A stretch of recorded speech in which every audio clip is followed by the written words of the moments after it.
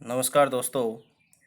आज मैं लेकर आया हूँ आपके सामने विज्ञान का वह टॉपिक जिससे अक्सर विभिन्न परीक्षाओं में, प्रतियोगी परीक्षाओं में प्रश्न पूछा जाता है। रीट, पटवार, राजस्थान पुलिस, दिल्ली पुलिस। अगर आप इन प्रतियोगी परीक्षाओं की तैयारी कर रहे हो तो इस वीडियो को ज़रूर देखें ताकि आपको जो प्रतियोगी परीक्षा में प्रश्न आता है उसको हल करने में मदद मिले। जी हाँ दोस्तों, उस टॉपिक का नाम है उत्प्रेरक।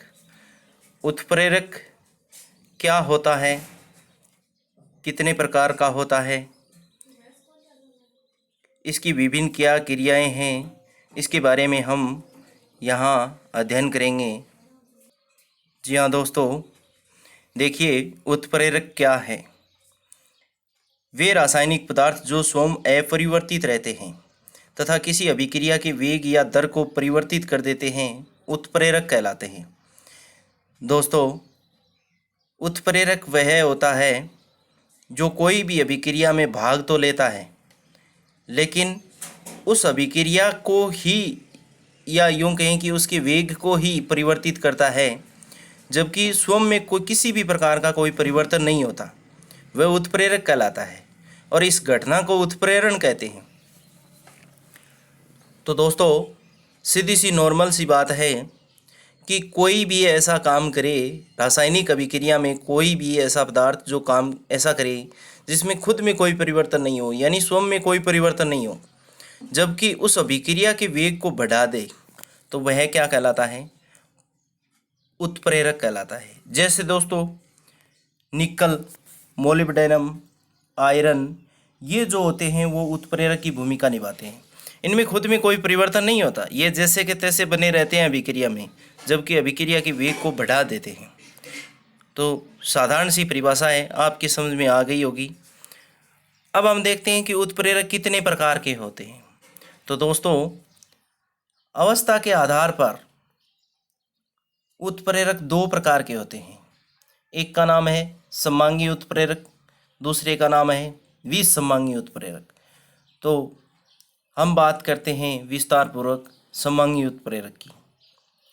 तो दोस्तों, सममांगी उत्प्रेरक क्या है?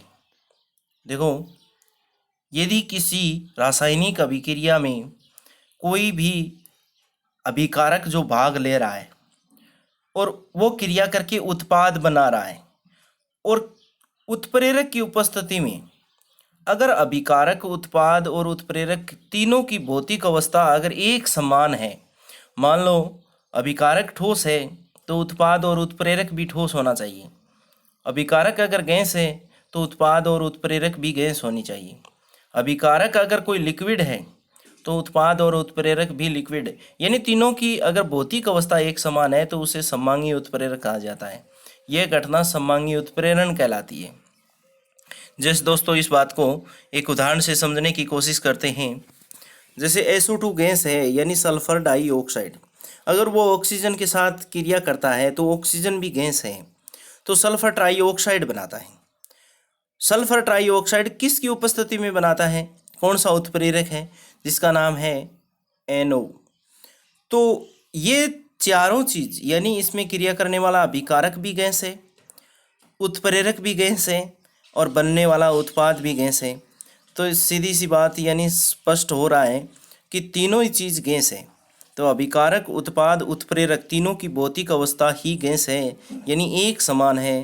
तो इस प्रकार के उत्प्रेरक को हम सममांगी उत्प्रेरक कहते हैं। एक दूसरा उदाहरण है दोस्तों, देखिए, मेथिल एसीटेट की क्रिया अगर जल के साथ करवाई जाए तो एसिटिक अम्ल और मेथेनॉल का निर्माण होता है। तो दोस्तों, इसमें मेथिल एसीटेट है वो लिक्विड है, जल भी लिक्विड होता है, और उत्प्रेरक कौन सा काम में लिया है हमने? HCl। HCl जो होता है हाइड्रोक्लोरिक अम्ल, वो भी लिक्विड होता है। बनने वाला उत्पाद एसिटिक अम्ल भी लिक्विड है, मेथेनॉल भी लिक्विड है। तो इसका मतलब यानी सब के सब लिक्विड अवस्था में है, द्रव अवस्था में है। तो हम कह सकते हैं कि जब किसी अभिकारक, उत्पाद और उत्प्रेरक की भौतिक अवस्था यानी एक ही हो, या समान हो तो उसे समांगी उत्प्रेरक कहते हैं। जी हाँ दोस्तों, अच्छी तरीके से आपके समझ में आ गया होगा। अब अगले उत्प्रेरक की बात करते हैं जिसका नाम है विसमांगी उत्प्रेरक। समांगी यानी समान अवस्था, नाम से स्पष्ट हो रहा है। विसमांगी, विसमांगी का मतलब यानी असमान अवस्था। यानी दोस्तों हम बात करें विसमांगी उत्प्रेरक की, तो यदि किसी रासायनिक अभिक्रिया में भाग लेने वाला अभिकारक, उत्पाद और उत्प्रेरक तीनों की भौतिक अवस्था अलग अलग हो तो इसे विसमांगी उत्प्रेरक कहते हैं, और इस घटना को विसमांगी उत्प्रेरण कहते हैं। जैसे दोस्तों अभिकारक, उत्पाद, उत्प्रेरक, तीन चीज़ें अपने पास। अभिकारक क्रिया करने वाला होता है, क्रिया करने के बाद जो नया पदार्थ बनता है वो उत्पाद होता है, और जो अभिक्रिया के वेग को यानी संचालित करता है या बढ़ा देता है, घटा देता है, उसे उत्प्रेरक कहते हैं। तो दोस्तों हम ये एक उदाहरण से समझने की कोशिश करते हैं। यहाँ पर नाइट्रोजन एक गैस है, हाइड्रोजन एक गैस है, दोनों की जब आपस में क्रिया होती है तो ये दोनों चीज़ अभिकारक कहलाती है। जब इसकी क्रिया होती है तो उत्पाद बनता है अमोनिया। किसकी उपस्थिति में बनता है? यानी उत्प्रेरक कौन सा काम में ले रहे हैं हम? आयरन। तो दोस्तों यहाँ पर देखो, नाइट्रोजन गैस है, हाइड्रोजन गैस है, अमोनिया गैस है, बल्कि उत्प्रेरक जो है वो सॉलिड है यानी ठोस अवस्था में पाया जाता है।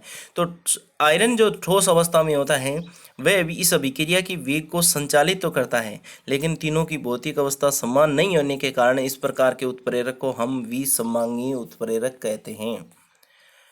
एक उदाहरण और देखते हैं दोस्तों।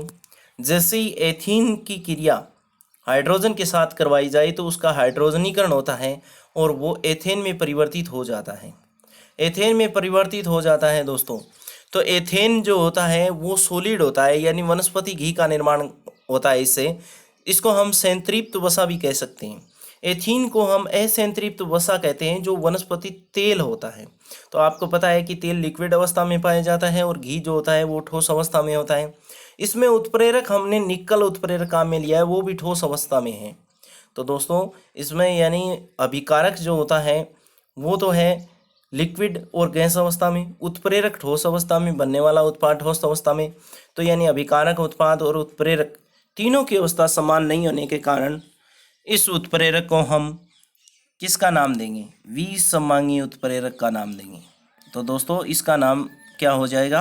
विसमांगी उत्प्रेरक। यानी इस प्रकार के उत्प्रेरक को हम विसमांगी उत्प्रेरक कहते हैं। और दूसरे उदाहरण में दोस्तों जो अभिक्रिया हुई है इसमें एथीन का हाइड्रोजनीकरण हुआ है, उसके कारण इस अभिक्रिया को हाइड्रोजनीकरण भी नाम देते हैं हम, यानी इसे हाइड्रोजनीकरण भी कहते हैं। अब आगे दोस्तों बात करते हैं हम।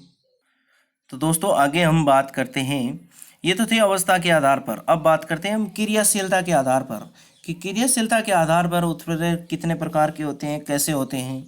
तो ये दोस्तों निम्न प्रकार के हैं। एक धनात्मक उत्प्रेरक, दूसरा ऋणात्मक, तीसरा स्वतः उत्प्रेरक, चौथा जैव उत्प्रेरक। और जैव उत्प्रेरक दोस्तों एंजाइम होते हैं।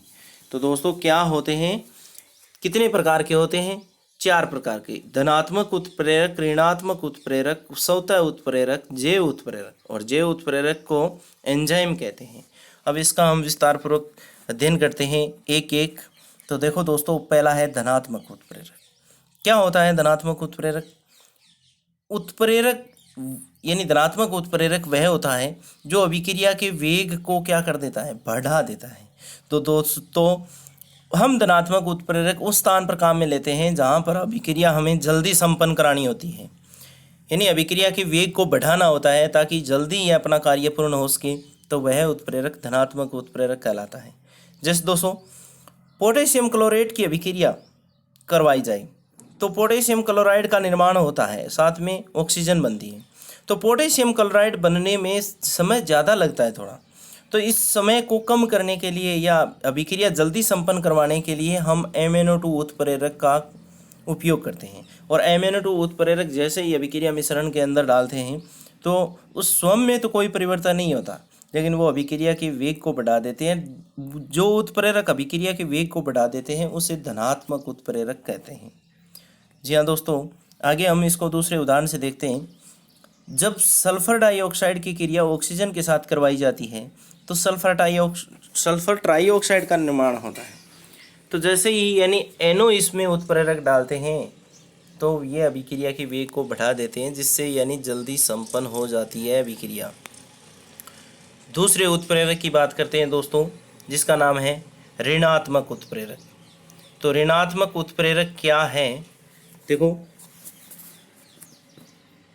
ऋणात्मक उत्प्रेरक वह उत्प्रेरक होता है जो अभिक्रिया के वेग को दोस्तों घटा देता है। नाम से स्पष्ट हो रहा है, धनात्मक अगर वेग को बढ़ा रहा है तो ऋणात्मक धनात्मक का विपरीत होता है, तो वो अभिक्रिया के वेग को बढ़ा देता है। तो ऋणात्मक उत्प्रेरक अभिक्रिया के वेग को घटा देता है दोस्तों, और इस प्रकार के उत्प्रेरक को हम ऋणात्मक उत्प्रेरक कहते हैं। जैसे दोस्तों, हाइड्रोजन पेरोक्साइड की क्रिया अगर ग्लिसरॉल की उपस्थिति में करवाई जाए तो जल और ऑक्सीजन का निर्माण होता है।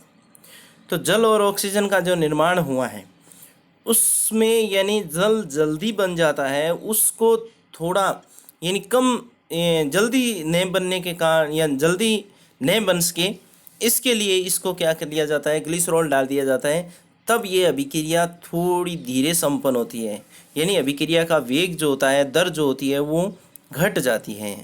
तो क्या होता है दोस्तों, इसमें यानी हाइड्रोजन पेरोक्साइड में जैसे ही ग्लिसरॉल डाला जाता है तो हाइड्रोजन पेरोक्साइड का संग्रहण हो जाता है, और जिससे अभिक्रिया की वेग या दर जो होती है वो क्या हो जाती है, धीरे या धीमी हो जाती है।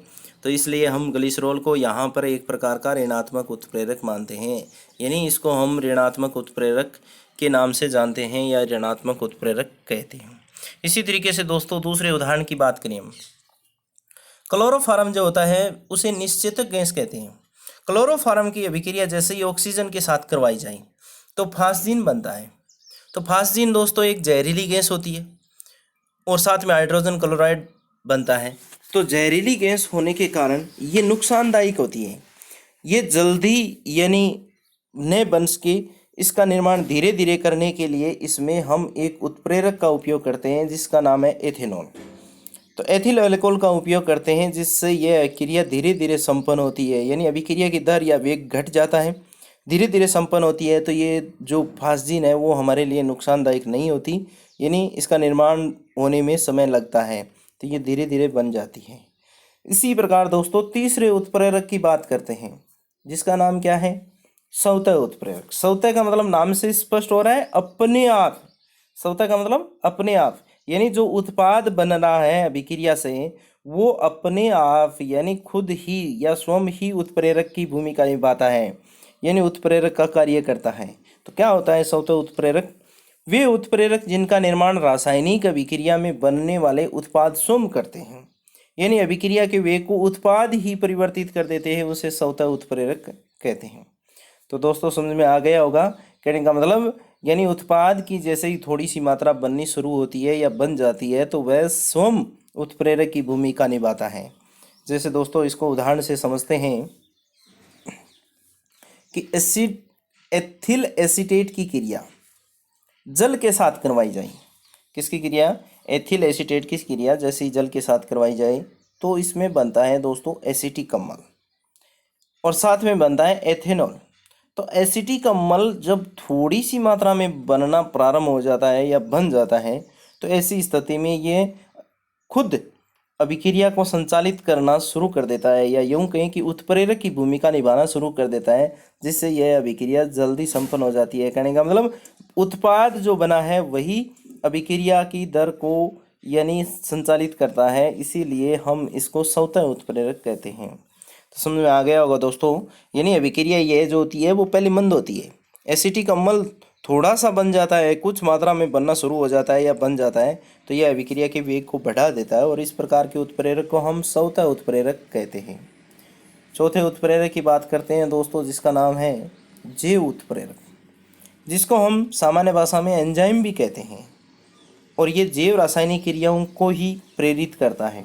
जैसे देखो दोस्तों क्या होता है ये कि जो रासायनिक अभिक्रिया जो सजीवों के शरीर में होती है, अर्थात जिसको हम जैव रासायनिक अभिक्रिया कहते हैं, उसके वेग को यह परिवर्तित करता है और इन्हें जैव उत्प्रेरक कहते हैं। और साथ में इसका दूसरा नाम है जैव उत्प्रेरक को क्या कहते हैं? एंजाइम कहते हैं। एंजाइम क्या होता है दोस्तों? एंजाइम जटिल नाइट्रोजन युक्त कार्बनिक पदार्थ या यौगिक होते हैं जो कि भिन्न भिन्न जैव रासायनिक अभिक्रियाओं के लिए विशिष्ट होते हैं। कहने का मतलब एक ही उत्प्रेरक या यूं कहेंगे एक ही जीव उत्प्रेरक या एंजाइम सभी अभिक्रियाओं को संचालित नहीं करते हैं। अलग अलग जीव रासायनिक क्रियाओं के लिए अलग अलग एंजाइम का प्रयोग किया जाता है। जैसे दोस्तों हम यूरिया की बात करें, अपने शरीर में यूरिया होती है जो मूत्र का निर्माण करती है, मूत्र के साथ यानी प्रवाहित होती है।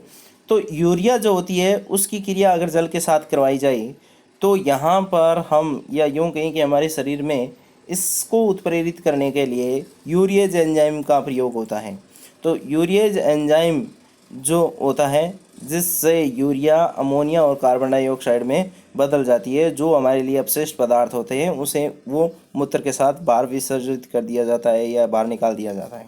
इसी तरीके से दोस्तों दूसरा एग्जाम्पल देखें, माल्टोज। माल्टोज जो होता है वो एक ऊर्जा का घटक ही होता है और वो माल्टेज एंजाइम की उपस्थिति में ग्लूकोज में परिवर्तित हो जाता है। तो माल्टोज को ग्लूकोज में परिवर्तित होते हैं और ग्लूकोज से आपको पता है कि तुरंत ऊर्जा प्राप्त होती है या ऊर्जा का घटक माना जाता है ग्लूकोज को। तो दोस्तों आपके समझ में आ गया होगा।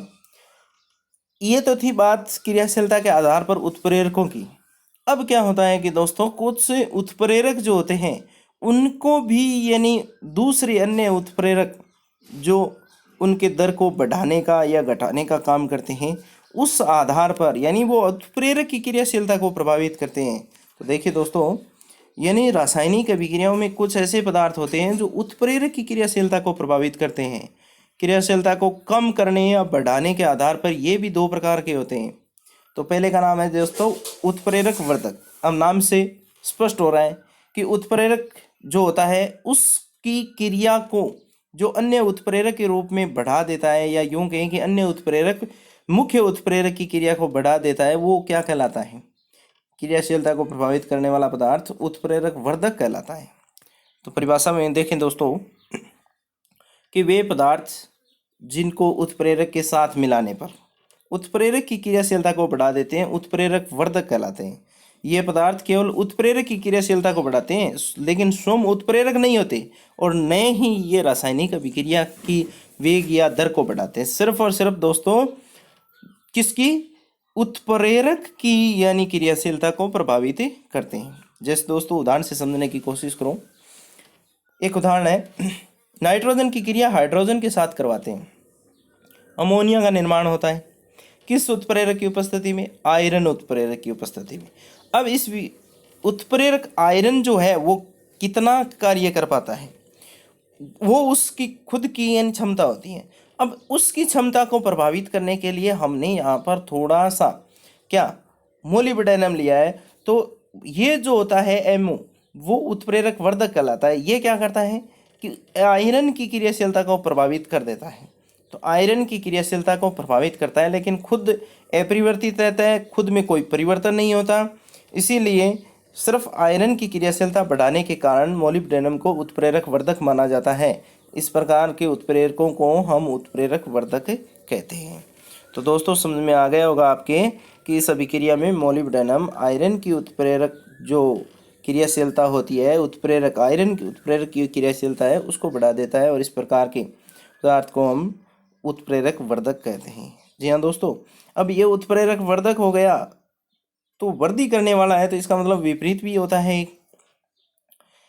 तो उत्प्रेरक वर्धक का एक और उदाहरण है दोस्तों, जैसे ही हम वनस्पति तेल की क्रिया हाइड्रोजन के साथ करवाते हैं तो निकल उत्प्रेरक की उपस्थिति में करवाते हैं जिससे वनस्पति घी का निर्माण हो जाता है। तो ये निकल उत्प्रेरक जो होता है इसकी क्रियाशीलता के बढ़ाने के लिए हम उत्प्रेरक वर्धक के रूप में कॉपर का उपयोग करते हैं। तो कॉपर जो होता है दोस्तों सिर्फ और सिर्फ निकल उत्प्रेरक की क्रियाशीलता को ही प्रभावित करता है, जबकि रासायनिक अभिक्रिया में किसी भी प्रकार का कोई यानी प्रभाव नहीं डालता और इस प्रकार के उत्प्रेरक को उत्प्रेरक वर्धक कहते हैं। तो उत्प्रेरक वर्धक के बाद दोस्तों इसके विपरीत बात आती है उत्प्रेरक विष। यानी ये वर्धक था तो वो विष, यानी ये अभिक्रिया के में आए हुए उत्प्रेरक की क्रियाशीलता को बढ़ाता था, तो ये विष का मतलब यानी विपरीत हो जाएगा यानी कम करेगा। तो कहने का मतलब दोस्तों देखें, वे पदार्थ जो किसी अभिक्रिया के मिश्रण में मिलाने पर उत्प्रेरक की क्रियाशीलता को कम कर देता है, इस प्रकार के उत्प्रेरक को उत्प्रेरक विष कहते हैं। तो दोस्तों यहाँ पर एक उदाहरण से समझने की कोशिश करो कि नाइट्रोजन की अभिक्रिया जैसे ही हाइड्रोजन के साथ करवाई जाती है तो अमोनिया का निर्माण होता है और इसमें हमने पीछे भी ये उदाहरण लिया है कि किस उत्प्रेरक का प्रयोग करते हैं, आयरन का। किसका प्रयोग करते हैं दोस्तों, आयरन का। तो जैसे ही आयरन का प्रयोग करते हैं तो ये आयरन क्या होता है, अभिक्रिया को संचालित करता है आयरन में खुद में, यानी ये उत्प्रेरक है, इसका मतलब स्वयं में भी कोई परिवर्तन नहीं होता, लेकिन यह अभिक्रिया जल्दी संपन्न होती है। इसको कम करने के लिए क्या डाल देते हैं हम, कार्बन मोनोऑक्साइड। जैसे ही कार्बन मोनोऑक्साइड आयरन के साथ मिलाएंगे तो इसकी क्रियाशीलता कुछ कम हो जाएगी। किसकी, आयरन की। आयरन की क्रियाशीलता कम होने का मतलब ये उत्प्रेरक विष कहलाता है। अर्थात दोस्तों हम कह सकते हैं कि इस अभिक्रिया में कार्बन जो मोनोऑक्साइड गैस है वो प्रवाहित कर देने से यह गैस आयरन की क्रियाशीलता को कम कर देती है, और यहाँ पर CO यानी कार्बन मोनोऑक्साइड जो होता है वो उत्प्रेरक विष का कार्य करता है, इसीलिए इसे उत्प्रेरक विष कहते हैं। अर्थात दोस्तों उत्प्रेरक विष आपके समझ में आ गया होगा। अभी तक आपने इस चैनल को सब्सक्राइब नहीं किया है तो सब्सक्राइब कीजिए और साथ में बेल आइकन को भी दबाइए ताकि आगे आने वाले वीडियो आपको प्राप्त हो सके। जी हाँ दोस्तों, अगर अभी तक आपने इस चैनल को सब्सक्राइब नहीं किया है तो सब्सक्राइब कीजिए ताकि आने वाले आगे के जो वीडियो हैं उसके नोटिफिकेशन आपको मिल सके और आप उसका अध्ययन कर सकें। धन्यवाद दोस्तों।